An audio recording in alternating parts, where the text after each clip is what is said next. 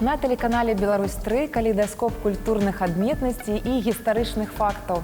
Вітаю вас! Сёння 22 студзеня. Спынімся на найбольш цікавых падзеях гэтай каляндарнай даты. Агляд культурных мерапрыемстваў пачнём са спектакля Рэспубліканскага тэатра беларускай драматургіі «Дажыць да прэм'еры». Галоўнай гераіні спектакля, актрысе Веры, трэба іграць партызанку ў новай п'есе пра вайну.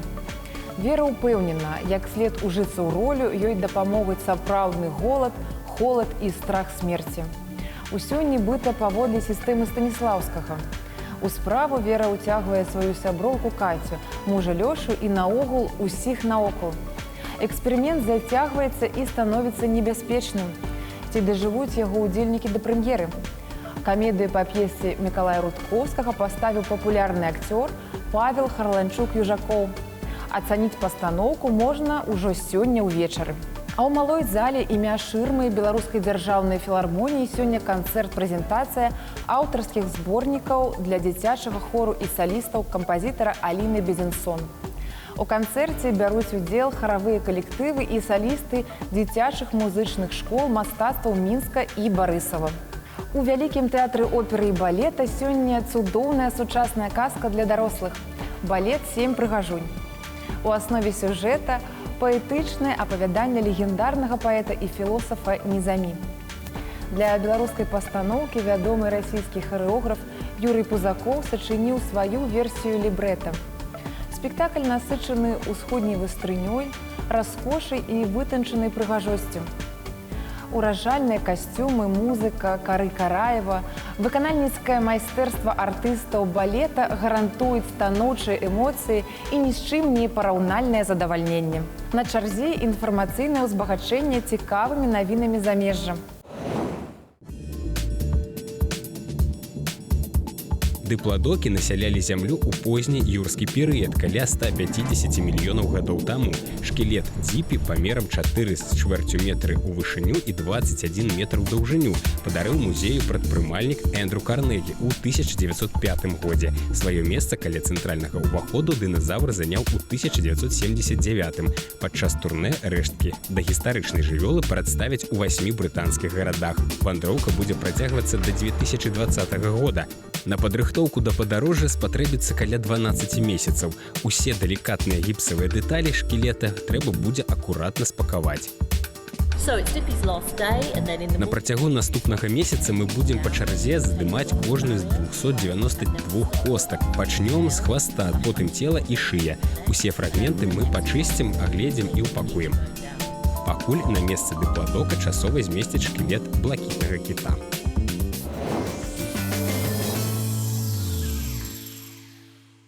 У брытанскага дзіпі свае планы, а ў нас свае.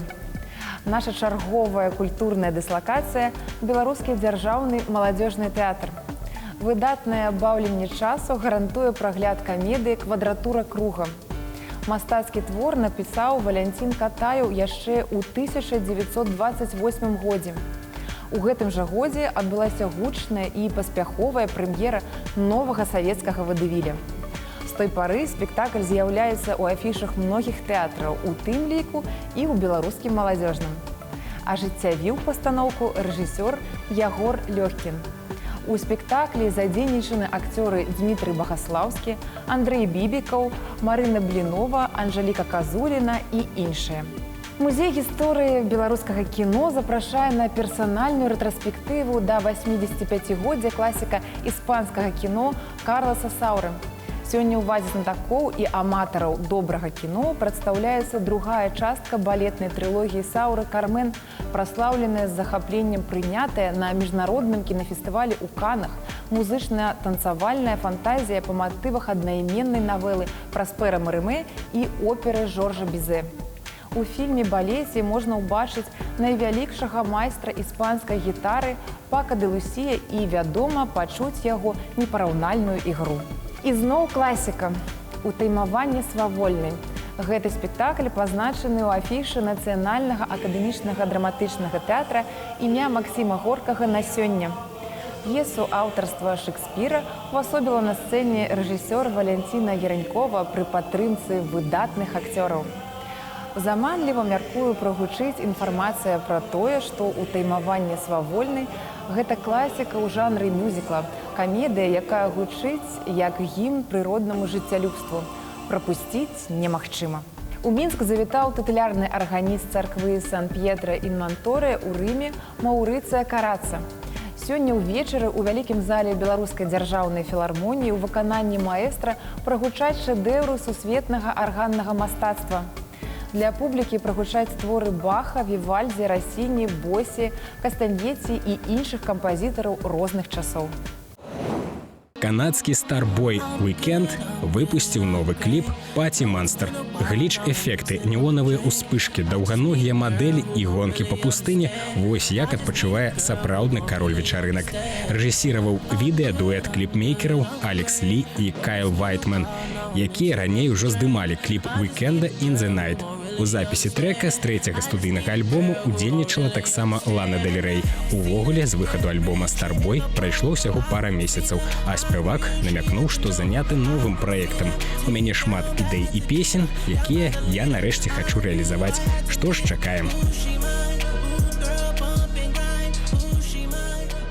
Тым часам англійскі музыкант Саймон Грын, вядомы як Банабо, пацвердзіў званне гуру трып-хопу і чылвейву новым альбомам. Міграцыя стала яго 6-й студыйнай работай. Ён кажа, што гэта музыка з'яўляецца вывучэннем людзей і прасторы. У ім змяшчаюцца палявыя запісы, у тым ліку ліфта ў Ганконгу, дажджу ў Сіэтле, сушылкі ў Атланце і вентылятара ў Новым Арлеане. За вакальную частку адказваюць Ніколь Мігліс і Нік Мёрфі. Цікава, што діджэй надаў асаблівую ўвагу вінілу і ўпрыгожыў двайную пласцінку раскошным адбіткам на паверхні і наборам спецыяльных малюнкаў. Спявачка Сія заклікае рухаць целам, і мы не ўправе ёй адмаўляць. Новы кліп аўстралійкі з назвай «Move Your Body» трапіў у інтэрнэт. Відэа было знята ў кіношным стылі на старую плёнку. Па сюжэце дзеянне адбываецца ў 1987 годзе у фотастудыі, куды сямейства прыходзіць для ўдзелу ў здымках рэкламы. Адразу супакойваем фанатаў, без традыцыйнага парыка Сіі і дзяўчынкі, што танцуе, не абышлося. Над гэтай рэміксавай версіяй трэка працаваў англо-нарвежскі музыкант Алан Уокер, і іх вынік творчасці у вас на экранах.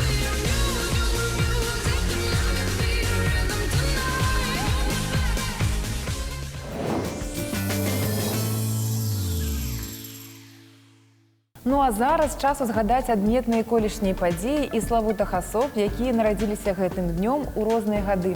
22 студзеня 1934 года на сцэне Ленінградскага малога опернага тэатра з небывалым поспехам адбылася прэм'ера оперы Дмітрия Шастаковіча «Леді Макбет» Мцэнскага павета. Другая назва – Кацярына Ізмайлава. Опера гучала на сцэнах тэатраў Стакгольма, Прагі, Лондона, Капенгагена. Шастаковіч быў аб'яўлены геніем. Але з пачаткам барацьбы з фармалізмам у савецкім мастацтве твор быў практычна забаронены ажно да 1963 года. Другое жыццё опера атрымала на сцэне музычнага тэатра імя Станіслаўскага і Неміровіча Данчанкі пад кіраўніцтвам Геннадзія Праваторава. А зараз узгадаем некаторых славутых асоб, народжаных у гэты дзень у розныя гады. 22 студзеня 1898 года у сям'і вядомага рыжскага архітэктара нарадзіўся першапраходзец савецкага кінамастацтва Сергей Эйзенштейн. Першым кінематаграфічным досведам Эйзенштейна стаў перамантаж знакамітай карціны Фрыца Ланга «Доктар Мабузе Гулец». Ён убачыў у кіно невычэрпныя магчымасці і стварыў свой першы сапраўдны фільм «Стачка», дзе паказаў сябе майстрам метафары, монтажу, рытму. Яго «Браняносец Пацёмкін» лічыцца самым цытуемым фільмам сусветнага кінамастацтва. Многія рэжысёры звярталіся і да яго карцін Аляксандр Неўскі, Кастрычнік, Іван Грозны. Напрыклад, некаторыя героі сучаснага фільма «Валадар кольцаў» спісаныя менавіта з Аляксандра Неўскага. Сергей Эйзенштейн стаў доктарам мастацтвазнаўства, хаця нават не абараняў дысертацыі. 22 студзеня 1933 года нарадзілася старэйшы беларускі графік, член Саюза мастакоў Беларусі Алена Лось. Алена Георгіўна скончыла Віленскі дзяржаўны мастацкі інстытут, З дыпломнай працай па ілюстрацыі да казак і ў гэтай галіне працавала амаль усё жыццё. На кнігах, якія аздабляла мастачка, выраслі тысячы беларускіх дзяцей. Можна ўзгадаць зборнікі народных казак «Ох» і «Залатая табакерка» і зрока ўсяго многа. Вядомымі сталі яе ілюстрацыі да кніг Алеся Якімовіча «Вераб'іныя госці», Васіля Віткі «Дударык», Змітряка Бядулі «Скарб». Мастачка працавала таксама ў станковай графіцы і літаграфіі. Работы Алены Лось знаходзяцца ў Трацякоўскай галерэі, мемарыяльным музеі Александра Пушкіна ў Маскве, захоўваюцца ў Мінску. Энтузіасты аднавілі музей фатаграфіі «Свет фота». Што сабой уяўляе музей сёння? Які лёс яго сусветна вядомай калекцыі рарытэтнай фотатэхнікі? Пра гэта і не толькі размаўляем з сённяшнімі гасцямі. Здравствуйте, друзья!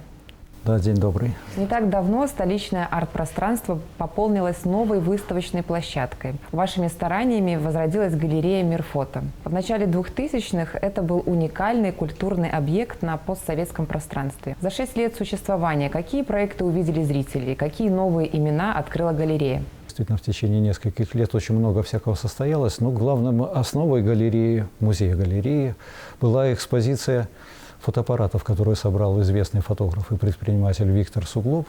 И в партнерстве со своим коллегой, единомышленником Сергеем Кочергиным, они провели огромнейшую исследовательскую работу, в итоге которой появилась вот такая вот тут капитальная книга, где описано 1200 советских фотоаппаратов. За эти 5-6 лет было показано около 80 фотовыставок. Это достаточно серьезное число, потому что в те годы далеко ведь не все выставочные залы, и особенности музея, были готовы показывать выставки фотографии.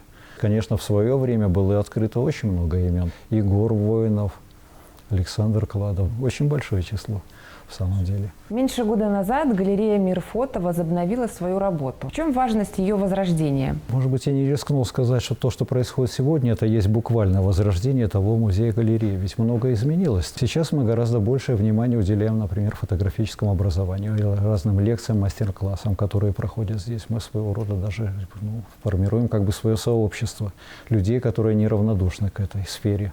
Ну и, конечно, фотография ведь прилично изменилась за это время. За последние 20 десятилетий она стала цифровой. Творчество, конечно, от этого стало ничуть не меньше, даже наоборот, больше возможностей. Но фотография уже теперь может иначе демонстрироваться, она может иначе распространяться, иначе храниться. Насколько переход от пленочной фотографии к цифровой позволяет сегодня говорить о фотографии как об искусстве, доступном не каждому человеку с фотоаппаратом? Я лично считаю, что ничего не поменялось с приходом цифровой фотографии. Люди, которые занимались каким-то творчеством, они этим занимаются, совершенно неважно, делают они с помощью пленки или с помощью цифрового фотоаппарата.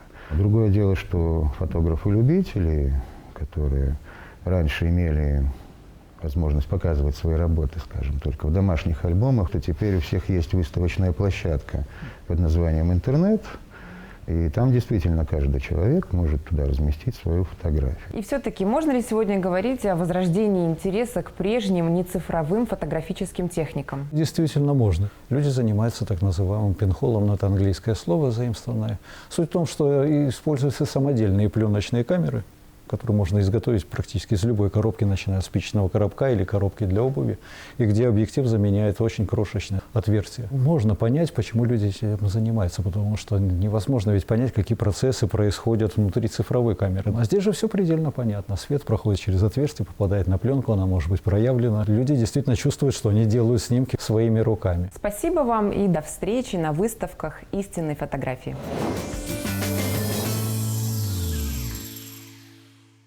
На сёння гэта ўсё. Глядзіце калейдаскоп навін культуры не толькі на тэлеканале «Беларусь 3, але і на нашым YouTube-канале. Да сустрэчы!